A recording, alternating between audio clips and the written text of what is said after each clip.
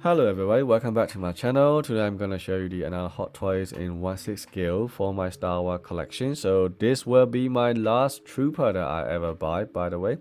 Because I'm sick of trooper. I have so many trooper now. I have Sith trooper, Sith jet trooper, clone trooper, storm trooper, shore trooper, scout trooper, tank commander. Jesus Christ, so many trooper. This is another trooper. This is a dead trooper in black chrome paint. This is supposed to be the sideshow exclusive, so it's supposed to be special apparently. So they normally have the black color plastic on it, but on this one they painted this kind of like glossy paint on the black plastic, which is kind of strange. It kind of remind me of the figures that I reviewed on my channel years ago called Heatboys, Dragon Man. On that figures, I mean, they painted exact same paint like this on the diecast joint. So this kind of remind me of that figures and kind of imitate the actual metal, sort of like diecast metal alloys on his body. So it looks like he's wearing a metal armor suit, but actually it is made of plastic. It's just a paint job. And underneath there is made of rubber in a suit, which is kind of strange. I thought this is a fairly new-ish figure that came out last year or so. I mean, I could be wrong, but I thought they would have moved on from this rubber suit by now. I have two rubber suit figures, which is Sith Jet Trooper and Sith Trooper, which is quite a long time ago. It's like 2-3 years ago that came out. This one is fairly new, so I thought they would put the clothes material instead. And in this figure, still 90% of it is actually rubber in a suit. The only section that has a cloth material is in between this shoulder part. That's the only areas on both sides that has it. Everything else is just all rubber. Hopefully the test of time will tell that it doesn't crack or peels and things like that. But because of rubber suit, it's kind of difficult to pose because everything restricted in a way a little bit, because it's harder to keep the things in position for a long time. I just don't know. I just don't think it's a good idea to have the inner suit when it's made of rubber. Anyway, so the paint job is really cool and it's very glossy, very shiny, and looks like an actual metal kind of looks on it. It looks really cool on it. That's why I actually get this guy. I paid for £175 from the store that I never used or heard of it before, called Comet Warehouse. Now I know the Comet and Cocktail, they are specialized on hot toys, especially in the UK, and they are very big, and the price can be expensive, but sometimes they do deal the very good price actually. This one was the 10% off welcome bonus, so I managed to get this for $175, which is the same price that I paid on the UK sale on eBay about a week ago or so. But unfortunately, that figure has the arm broken straight out of the box, and so I had to return it instead of getting a discount on the figures, because I don't want to keep something that is not actually working. As the seller was such a shame, he bought a brand new seal box from the sideshow years ago, but he never opened it. So he sold it to me as brand new, and I'm the one that opened the box and cut off all the seals and everything. And unfortunately, the arm is completely going to opposite direction.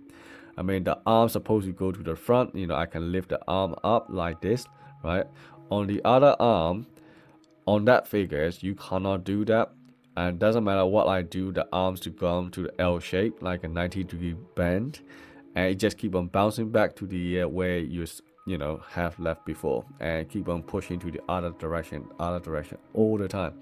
So I just cannot pose it, which is such a nightmare. It's so frustrating. So I gave up and then returned it. So luckily I got this guy, and this guy has no problem here whatsoever. So hot toy do have some quality control issue as well, so don't believe in it all the time. So do check it when you order something.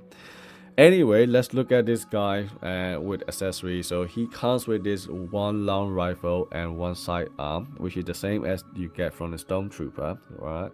So this one is a unique gun for this guy, and there is also other version as well. You can have the normal Death Trooper with the commander outfit on it. So you got a little bit longer shoulder pad, a little bit pouches on the chest, and then the massive long rifle, which is cool.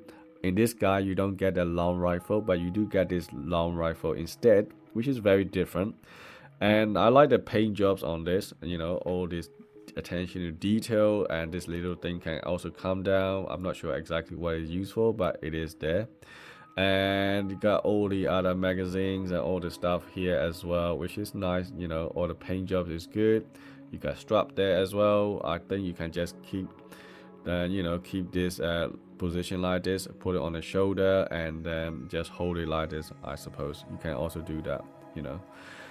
In terms of hands, so he come with what do we have here? So we got the hands that can actually hold the hand, relax hand I called it, and you got trigger hand on both sides, right? And you also have the open hands like this, which is fine.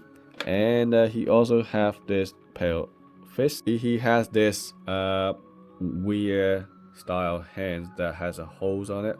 So I think this thing is supposed to go with this strap, and then kind of like keep the strap like this when you put it on the shoulder. Maybe that's the reason why you have this kind of hands. Yeah, and yeah, that's about it really. So he might be wondering that this hologram come with it as well. Actually, it's not. It comes from the Captain Rex. I just borrowed it from the guy. Right, so let me take a pause on this and let me show you in detail of what this guy actually looks like in close up. So he has all this like detail on here. So I have to wear the glove, by the way, for the first time, because this guy is a fingerprint magnet. It's a nightmare. I mean, as soon as you touch it, it just leaves fingerprint all over the place. So that's why I'm wearing the glove. So here we are. Right, so I really like this kind of like little details on the arms. I think this is a sort of like guns or whatever, and they are very nice. And it's only on one side though, not on the other side. You don't get that one. And as I was saying here, so you got 3 different kind of texture effects going on. So this area looks like a rubber suit, but actually it's a plastic. And then here is rubber. All of these stuff is rubber. And the arms is also rubber. And then this area is surprisingly, this little gap here is made of cloth. Okay.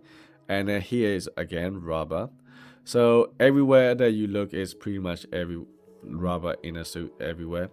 And one thing that I gotta advise to you is to be careful with this shoulder pad, because the shoulder pad is only holding on with a tiny little plastic piece there, thin layer of plastic piece, and if you keep on moving around, I think this thing is gonna snap off and break. I'm sure then you're gonna have to use a super glue to stick it back, which is kind of annoying, so be careful with that. Apart from that, I have nothing negative to say about this, and then everything looks good.